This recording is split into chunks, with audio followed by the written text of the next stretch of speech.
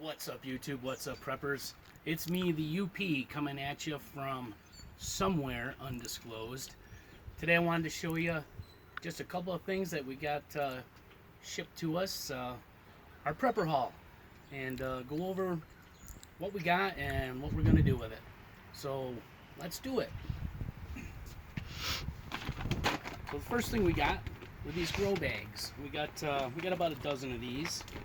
And what we're going to use these for to plant potatoes in. Last year we used bins. This year we're going to try the grow bags. They come with the little gomlets down here for water to come out.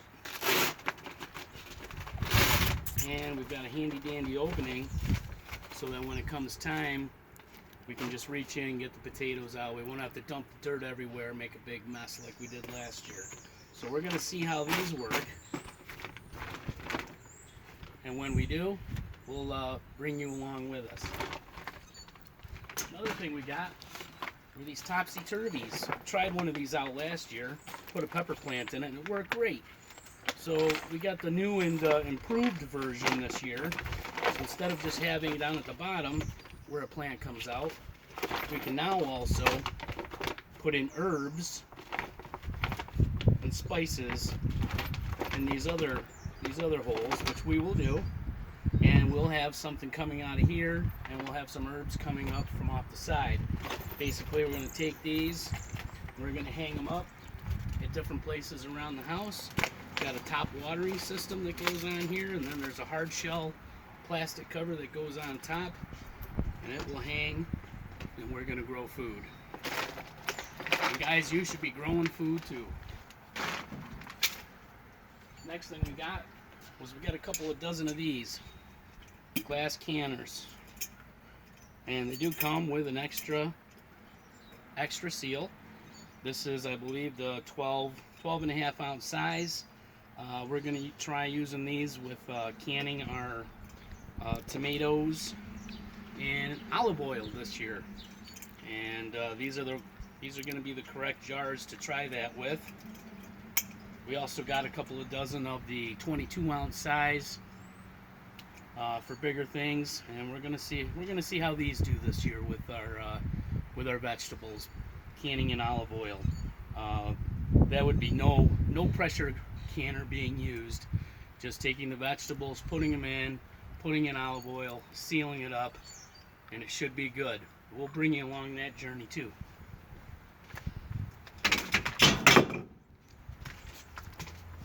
Next thing we got was 100 Mylar bags, 100 oxygen absorbers. I think these are the 1 gallon size. Decided to go with that instead of a 5 gallon size for the buckets. That way I could take and make smaller packages with the oxygen absorber, put it into 5 gallon bucket, and have more bags inside the bucket. That way when the time comes that I have to open that bucket up and take something out, I don't have to open up a big 5 gallon Mylar bag full of rice or beans. I can take a smaller Mylar bag and open it up and leave the other ones in there undisturbed.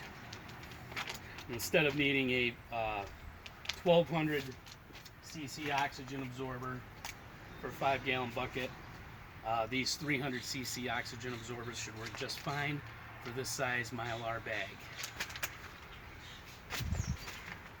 And lastly, got these rain barrels, and they do come with a flat side on the back. That way we can put them up tight to where we're going to put them.